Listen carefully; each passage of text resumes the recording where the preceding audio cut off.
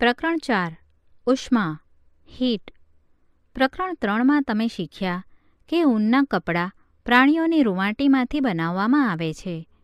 તમે એ પણ જાણો છો કે સુતરાઉ કપડાં વનસ્પતિના રેસાઓમાંથી બને છે. શિયાળાની ઋતુમાં જ્યારે બહાર ખૂબ જ ઠંડી હોય ત્યારે આપણે ઊનના કપડાં પહેરીએ છીએ. ઊનના કપડાં આપણા શરીરને હૂંફાળું રાખે છે, જ્યારે ગરમીની ઋતુમાં હળવા રંગના સુતરાઉ વસ્ત્રો પહેરતા આપણું શરીર ઠંડક અનુભવે છે. ચોક્કસ ઋતુમાં ખાસ પ્રકારના વસ્ત્રો શા માટે અનુકૂળ આવે છે તે બાબતની નવાઈ તમને જરૂર લાગતી હશે, ખરું ને? શિયાળાની ઋતુમાં ઘરની અંદરના ભાગમાં ઠંડી લાગે છે, પરંતુ ઘરની બહાર સૂર્યના તડકામાં આવતા હૂંફનો અનુભવ થાય છે. ઉનાળાની ઋતુમાં ઘરની અંદરના ભાગમાં પણ આપણે ગરમી અનુભવીએ છીએ. આવું શા માટે? કોઈ પદાર્થ ઠંડો છે કે ગરમ તે આપણે કેવી રીતે જાણી શકીએ? વળી કોઈ પદાર્થ કેટલો ઠંડો છે કે કેટલો ગરમ છે તે શોધવા માટે આપણે શું કરવું જોઈએ? આપણે આ પ્રકરણમાં આવા કેટલાક પ્રશ્નોના જવાબ મેળવવા પ્રયત્ન કરીશું. 1. ઠંડુ અને ગરમ. Hot and cold. રોજબરોજના જીવનમાં આપણે સંખ્યાબંધ પદાર્થોના સંપર્કમાં આવીએ છીએ. તેમાંના કેટલાક પદાર્થો ગરમ જણાય છે અને કેટલાક પદાર્થો ઠંડા અનુભવાય છે. તરત જ બનાવીને કપમાં કાઢેલી ચા ગરમ હોય છે, પરંતુ બરફ તો ઠંડો જ હોય છે, ખરું ને? પદાર્થ ઠંડા અથવા અતિશય ઠંડા, હૂંફાળા અથવા ગરમ. આઈસ્ક્રીમ, ચાના કપમાં રાખેલી ચમચી. ફ્રૂટ જ્યુસ, તળવાની કડાઈનો એટલે કે ફ્રાઈંગ પેન, હાથો. આપણે જોયું કે કેટલાક પદાર્થો ઠંડા હોય છે જ્યારે કેટલાક પદાર્થો ગરમ હોય છે. વળી આપણને એ પણ ખબર છે કે કયો પદાર્થ બીજા પદાર્થ કરતાં વધુ ઠંડો કે વધુ ગરમ છે. કયો પદાર્થ બીજા પદાર્થ કરતાં ગરમ છે તે તમે કેવી રીતે નક્કી કરશો? સામાન્ય રીતે આપણે પદાર્થ સાથેના સ્પર્શ દ્વારા આ માહિતી મેળવીએ છીએ, પરંતુ શું આપણા સ્પર્શ વડે થતો અનુભવ વિશ્વસનીય હોય છે ખરો? તો ચાલો આપણે શોધી કાઢીએ. પ્રવૃત્તિ 1. 3 મોટા પ્યાલા લો. તેના પર A, B તથા C એમ લેબલ આપો. પ્યાલા Aમાં ઠંડુ પાણી અને પ્યાલા Bમાં ગરમ પાણી ભરો. હવે પ્યાલા Cમાં અડધું ગરમ તથા અડધા ઠંડા પાણીનું મિશ્રણ ભરો. હવે તમારો ડાબો હાથ પ્યાલા Aના પાણીમાં અને જમણો હાથ પ્યાલા Bના પાણીમાં ડૂબાડો. ત્યારબાદ 2-3 મિનિટ પછી તમારા બંને હાથ એકસાથે પ્યાલા Cના પાણીમાં ડૂબાડો. શું બંને હાથ સમાન અનુભવ કરે છે? બુઝાની મૂંઝવણ દર્શાવે છે કે માત્ર સ્પર્શ વડે પદાર્થના ઠંડા કે ગરમ હોવાનું અનુમાન આપણને છેતરામણું સાબિત થાય છે. તો પદાર્થ કેટલો ગરમ કે ઠંડો છે તે આપણે કેવી રીતે શોધી શકીએ? પદાર્થના ગરમ કે ઠંડા હોવાનું પ્રમાણભૂત માપન તાપમાન તરીકે ઓળખાય છે. તાપમાનનું માપન કરતા સાધનને થર્મોમીટર કહે છે. 2. તાપમાનનું માપન મેઝરિંગ ટેમ્પરેચર. તમે થર્મોમીટર જોયું છે? યાદ કરો કે જ્યારે તમારા કુટુંબમાંથી કોઈને તાવ આવ્યો ત્યારે તેમના શરીરનું તાપમાન માપવા માટે થર્મોમીટર વાપર્યું હોય. જે થર્મોમીટર વડે આપણા શરીરનું તાપમાન માપવામાં આવે છે તેને ક્લિનિકલ થર્મોમીટર અથવા તબીબી થર્મોમીટર કહે છે. ક્લિનિકલ થર્મોમીટર તમારી પાસે જો ન હોય તો તમારા મિત્ર કે પડોશી પાસેથી લઈને જુઓ. તેને તમારા હાથમાં કાળજીપૂર્વક રાખીને તેનું ધ્યાનથી નિરીક્ષણ કરો. સમાન જાડાઈવાળી પાતળી સાંકડી કાચની નળીના એક છેડા પર નળીને અંદરના ભાગે ફૂલેલી બલ્બ જેવી રચના હોય છે. આ બલ્બમાં મર્ક્યુરી એટલે કે પારો ભરેલો હોય છે. બલ્બની બહારના ભાગમાં મર્ક્યુરીનો પાતળો દોરા જેવો ભાગ દેખાય છે. જો તમને મર્ક્યુરીનો દોરો ન દેખાય તો થર્મોમીટરને બંને હાથમાં પકડીને ધીરે ધીરે દેખાય નહીં ત્યાં સુધી સહેજ ગોળ ફેરવો. વળી થર્મોમીટરની સપાટી પરનું અંકન પણ સ્પષ્ટ નજરે પડશે. આ અંકન સેલ્સિયસ માપક્રમમાં હોય છે, જે ડિગ્રી સેન્ટીગ્રેડ વડે દર્શાવાય છે. ક્લિનિકલ થર્મોમીટર 35 ડિગ્રી સેન્ટીગ્રેડથી 42 ડિગ્રી સેન્ટીગ્રેડ સુધીનું તાપમાન માપી શકે છે. પ્રવૃત્તિ 2. ચાલો આપણે જોઈએ કે થર્મોમીટરના માપક્રમનું વાંચન કેવી રીતે કરવું. સૌપ્રથમ પાસે આવેલા બે મોટા અંકન વચ્ચે તાપમાનનો તફાવત કેટલો છે તે નોંધી લો. વળી તેમની વચ્ચેના ભાગમાં કુલ કેટલા વિભાગો છે નાના અંકન વડે દર્શાવેલા તેની પણ નોંધ કરો. ધારો કે બે મોટા અંકનો વચ્ચેનો તફાવત 1 અંશ અથવા ડિગ્રી છે અને બે મોટા અંકનો વચ્ચે કુલ નાના વિભાગની સંખ્યા 5 હોય તો નાના વિભાગના મૂલ્યનું વાંચન 1/5 = 0.2 ડિગ્રી સેલ્સિયસ કરી શકાય. થર્મોમીટરને જંતુનાશક એટલે કે એન્ટિસેપ્ટિક પ્રવાહી વડે બરાબર સાફ કરી લો. તેને તમારા હાથમાં મર્ક્યુરીવાળા ભાગના વિરુદ્ધ છેડા પરથી પકડીને હળવેથી થોડાક ઝટકા આપો. આ ઝટકાને કારણે થર્મોમીટરની નળીમાં રહેલ મર્ક્યુરી એટલે કે પારો નીચે ઉતરી જશે. મર્ક્યુરીના દોરાનો છેડો 35 ડિગ્રી સેલ્સિયસથી નીચે છે તેની ખાતરી કરો. હવે થર્મોમીટરના મર્ક્યુરીવાળા છેડાને મોઢામાં મૂકીને તમારી જીભની નીચે રહે તેમ 1 મિનિટ રાખો. ત્યારબાદ તેને બહાર કાઢીને સ્કેલ એટલે કે માપક્રમ પરનું તાપમાન વાંચો. આ થયું ડિગ્રી સેલ્સિયસ એકમમાં તમારા શરીરનું તાપમાન. તમે તમારા શરીરનું તાપમાન કેટલું છે તે નોંધ્યું ખરું? માનવ શરીરનું સામાન્ય તાપમાન 37 ડિગ્રી સેલ્સિયસ હોય છે. ખાસ નોંધ કરો કે તાપમાન તેના એકમ સાથે જ દર્શાવાય છે. દરેક વ્યક્તિના શરીરનું તાપમાન બરાબર 37 ડિગ્રી સેલ્સિયસ ન પણ હોઈ શકે. શરીરનું તાપમાન 37 ડિગ્રી સેલ્સિયસ કરતાં સહેજ વધુ કે સહેજ ઓછું પણ હોય. વાસ્તવમાં જેને આપણે શરીરનું સામાન્ય તાપમાન 37 ડિગ્રી સેલ્સિયસ કહીએ છીએ તે ઘણી મોટી સંખ્યાના તંદુરસ્ત વ્યક્તિઓના શરીરના તાપમાનોનું સરેરાશ મૂલ્ય છે. ક્લિનિકલ થર્મોમીટરની રચના માત્ર માનવ શરીરના તાપમાનના માપન માટે જ કરેલી છે. સામાન્ય રીતે માનવ શરીરનું તાપમાન 37 ડિગ્રી સેલ્સિયસથી નીચે કે 42 ડિગ્રી સેલ્સિયસથી ઉપર જતું નથી. માટે ક્લિનિકલ થર્મોમીટરનો માપક્રમ 35 ડિગ્રી સેલ્સિયસથી 42 ડિગ્રી સેલ્સિયસ હોય છે. પ્રયોગશાળામાં વપરાતું થર્મોમીટર. Laboratory thermometer. માનવ શરીર સિવાયના પદાર્થોના તાપમાન આપણે કેવી રીતે માપી શકીએ? આ હેતુ માટે બીજા થર્મોમીટરો પણ બનાવવામાં આવેલા છે. આમાંનું એક થર્મોમીટર લેબોરેટરી થર્મોમીટર તરીકે ઓળખાય છે. તમારા વિજ્ઞાન શિક્ષક જરૂરથી તમને લેબોરેટરી થર્મોમીટર બતાવશે. કાળજીપૂર્વક તેને જુઓ. તેમાં અંકન કરેલા મહત્તમ તથા લઘુત્તમ તાપમાનોની નોંધ કરો. સામાન્ય રીતે લેબોરેટરીની રેન્જ -10 ડિગ્રી સેલ્સિયસથી 110 ડિગ્રી સેલ્સિયસ હોય છે. વળી ક્લિનિકલ થર્મોમીટર માટે તમે જોયું હતું તેમ લેબોરેટરી થર્મોમીટર વડે નાનામાં નાનું કેટલું તાપમાન માપી શકાય છે તે જાણી લો. આ જાણકારી વડે જ તમે થર્મોમીટર વડે દર્શાવાતું તાપમાન ચોકસાઈપૂર્વક માપી શકશો. તો ચાલો આપણે આ થર્મોમીટરનો ઉપયોગ કેવી રીતે થાય છે તે શીખીએ. પ્રવૃત્તિ 4.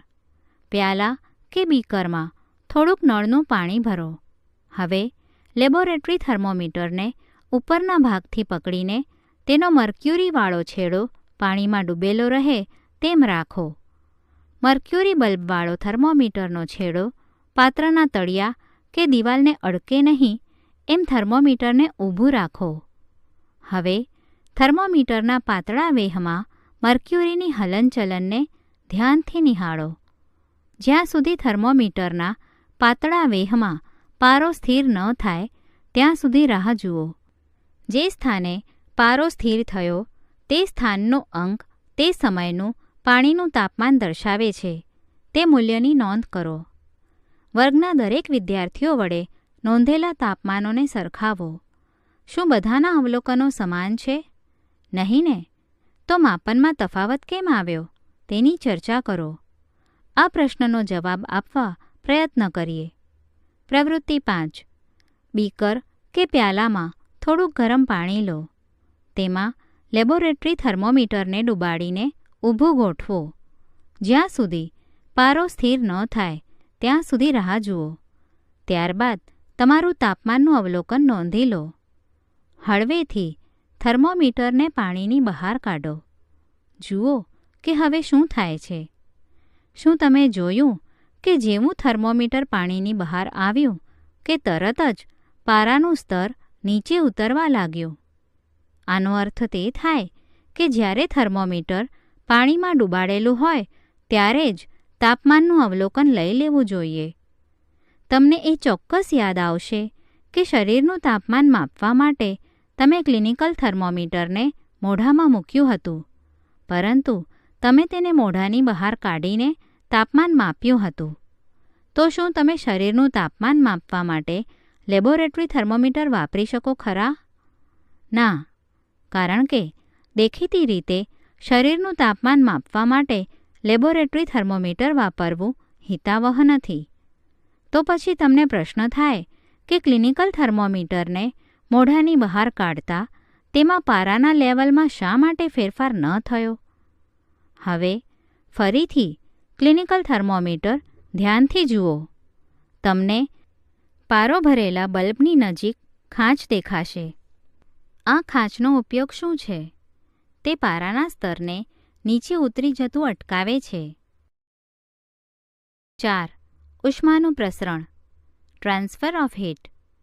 તમે કદાચ જોયું હશે કે જ્યારે તળવાની કડાઈને જ્યોત પર રાખવામાં આવે છે ત્યારે તે ગરમ થઈ જાય છે.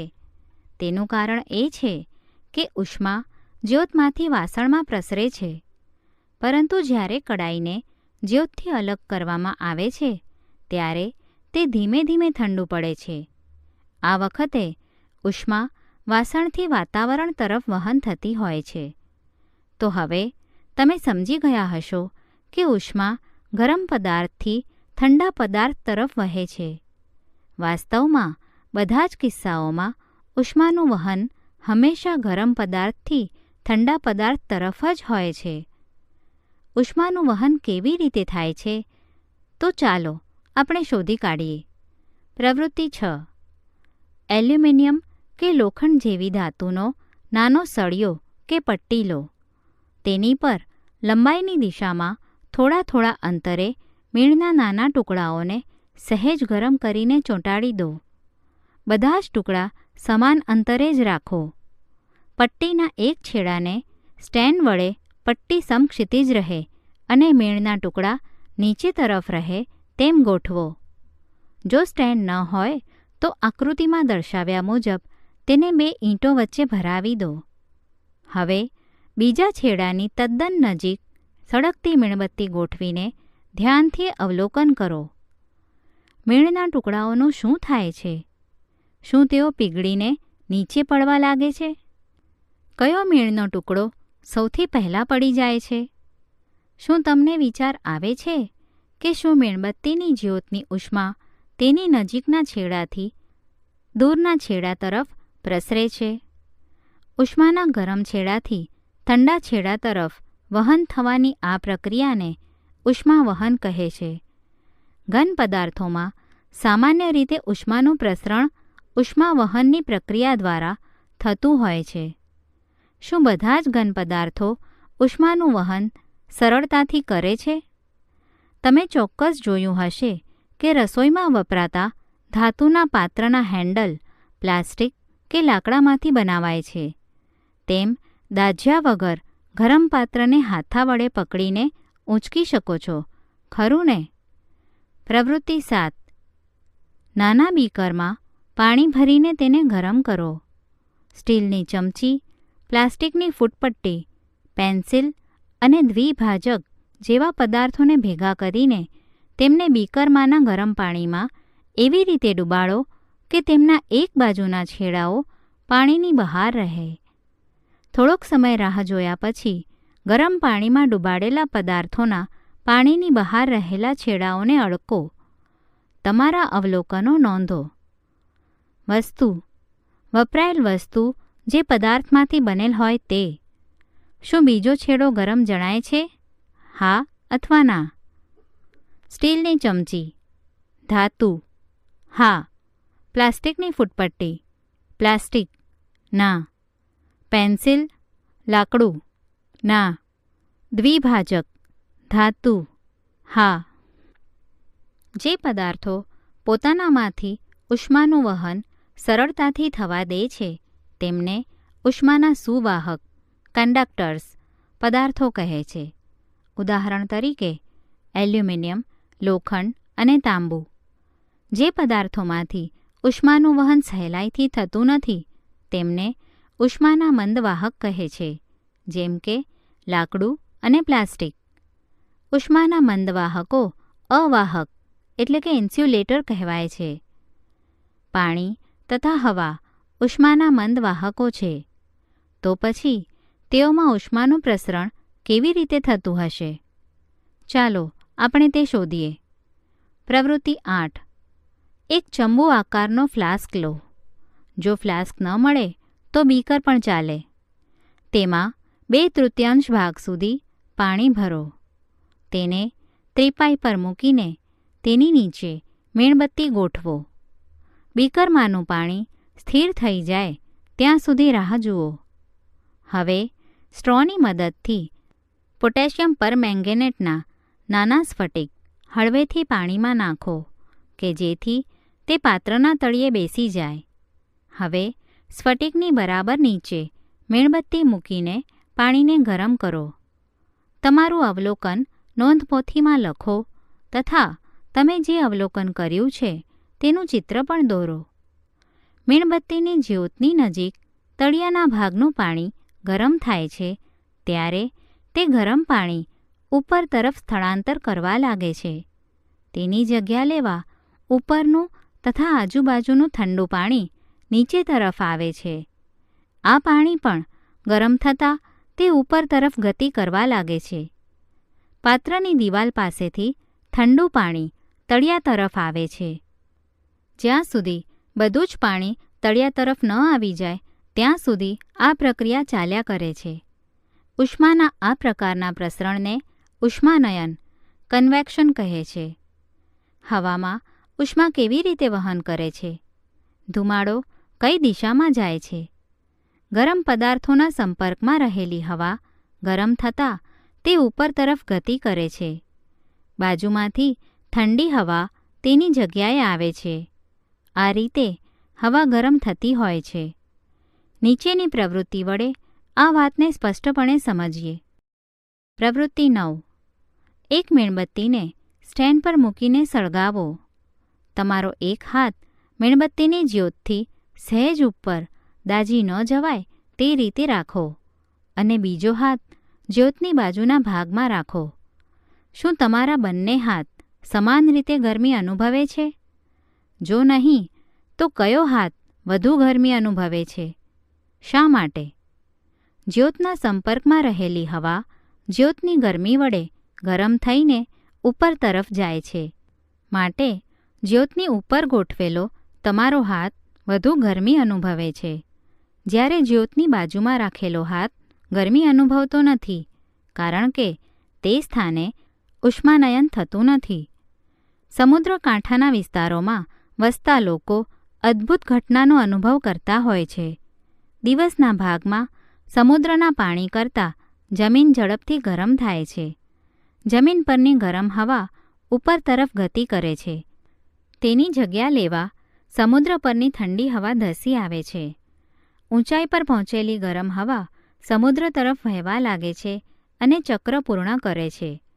સમુદ્ર પરથી આવતી હવાને દરિયાઈ લહેર સી બ્રીઝ કહે છે. ઠંડકવાળી સમુદ્રની હવાને મેળવવા દરિયાકાંઠે રહેતા લોકોના મકાનોની બારી સમુદ્ર તરફની રાખવામાં આવે છે. રાત્રિના સમયે બરાબર દિવસથી ઉલટી પરિસ્થિતિ સર્જાય છે. સમુદ્રના પાણીને જમીનની સાપેક્ષે ઠંડુ પડતા વાર લાગે છે.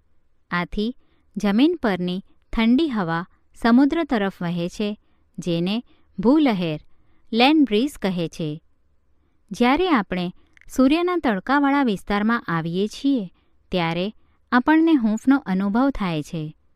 સૂર્યમાંથી આવતી આ ઉષ્મા આપણા સુધી કેવી રીતે પહોંચે છે? સૂર્યની ઉષ્મા ઉષ્માવહન કે ઉષ્માનયનની ઘટના દ્વારા પહોંચી શકે નહીં, કારણ કે સૂર્ય તથા પૃથ્વી વચ્ચેના મોટા ભાગના અવકાશમાં માધ્યમ હોતું જ નથી. સૂર્યમાંથી આપણા તરફ આવતી ઉષ્મા બીજી એક પ્રક્રિયા દ્વારા પહોંચે છે, જેને ઉષ્મીય વિકિરણ રેડિયેશન કહે છે. વિકિરણ દ્વારા થતા ઉષ્માના પ્રસરણને માધ્યમની જરૂર પડતી નથી. ઉષ્મીય વિકિરણની ઘટના માધ્યમની હાજરી કે માધ્યમની ગેરહાજરી બંનેમાં બનતી હોય છે. જ્યારે આપણે શિયાળામાં રૂમ હીટરની સામે બેસીએ છીએ ત્યારે આપણે વિકિરણ દ્વારા જ ઉષ્મા મેળવતા હોઈએ છીએ. ગરમ થઈ ગયેલા રસોઈના વાસણોને જ્યોતથી દૂર મૂકી રાખતા તેઓ વાતાવરણમાં વિકિરણ દ્વારા જ ઉષ્મા ગુમાવે છે. અરે, આપણું શરીર પણ વિકિરણ દ્વારા આસપાસના વાતાવરણમાં ઉષ્મા આપે છે તથા ઉષ્મા મેળવે છે. બધા જ ગરમ પદાર્થો ઉષ્માનું વિકિરણ કરે છે. જ્યારે આ ઉષ્મા પદાર્થની સપાટી પર આપાત થાય છે ત્યારે તેનો કેટલોક ભાગ શોષાય છે, કેટલોક ભાગ પરાવર્તન પામે છે, વળી કેટલોક ભાગ તેની અંદરના ભાગમાં વહન પામે છે. પદાર્થમાં શોષાતી ઉષ્માને કારણે પદાર્થનું તાપમાન વધે છે. તમે જ્યારે સૂર્યના તડકામાં જતા હોવ ત્યારે તમને છત્રી વાપરવાની સલાહ શા માટે આપવામાં આવે છે? 5. ઉનાળાની ઋતુ તથા શિયાળાની ઋતુમાં પહેરવેશ માટેના વસ્ત્રો. Kinds of clothes we wear in summer and winter. તમે જાણો છો કે ઉનાળામાં આપણે હળવા રંગના વસ્ત્રો તથા શિયાળામાં આપણે ઘેરા રંગના વસ્ત્રો પહેરવાનું પસંદ કરીએ છીએ. આવું શા માટે? ચાલો આપણે તે શોધી કાઢીએ. પ્રવૃત્તિ 10. સમાન એવા પતરાના 2 ડબ્બા લો. એક ડબ્બાની બહારની સપાટી કાળા રંગ વડે તથા બીજાની બહારની સપાટીને સફેદ રંગ લગાડીને સૂકાઈ જવા દો. હવે બંને ડબ્બામાં સમાન પ્રમાણમાં પાણી ભરીને બપોરના તડકામાં આશરે 1 કલાક સુધી મૂકી રાખો. બંને પાત્રોમાં રહેલા પાણીના તાપમાનો માપો. શું તમને આ તાપમાનોમાં તફાવત જણાય છે? કયા ડબ્બામાંનું પાણી વધુ ગરમ જણાય છે? તમે આ તાપમાન માપવા કરતાં બંનેના પાણીમાં હાથની આંગળી ડુબાડીને પણ તફાવત અનુભવી શકો છો. પ્રવૃત્તિ 11. પ્રવૃત્તિ 10માં વાપરેલા સફેદ તથા કાળા રંગના બંને ડબ્બાઓમાં 60 ડિગ્રી સેલ્સિયસ તાપમાનવાળું સમાન જથ્થામાં પાણી ભરો. હવે બંને ડબ્બાને ઓરડામાં કે છાયાવાળી જગ્યા પર મૂકી દો. 10 કે 15 મિનિટ પછી બંને ડબ્બાઓના પાણીના તાપમાન માપો. શું આ બંને ડબ્બાના પાણીના તાપમાન સમાન મૂલ્યના ઘટે છે ખરા? શું આ પ્રવૃત્તિ વડે આપણને સમજાય છે કે શા માટે આપણે શિયાળામાં ઘેરા રંગના વસ્ત્રો અને ઉનાળામાં હળવા રંગના વસ્ત્રો પહેરીએ છીએ? ઘેરા રંગની સપાટી ઉષ્માનું વધુ શોષણ કરે છે, માટે શિયાળામાં આપણને ઘેરા રંગના વસ્ત્રો હૂંફ આપે છે.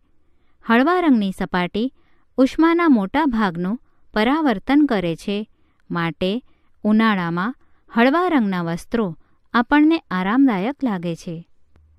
શિયાળામાં ઊનના વસ્ત્રો આપણને હૂંફ આપે છે. woolen clothes keep us warm in winter. શિયાળામાં આપણે ઊનના વસ્ત્રોનો ઉપયોગ કરીએ છીએ. ઊન એ ઉષ્માનું મંદ વાહક છે. વળી ઊનના રેસાઓ વચ્ચે હવા ભરાઈ રહે છે. આ હવા આપણા શરીરની ઉષ્માને વાતાવરણમાં જતી અટકાવે છે, તેથી આપણને હૂંફ અનુભવાય છે.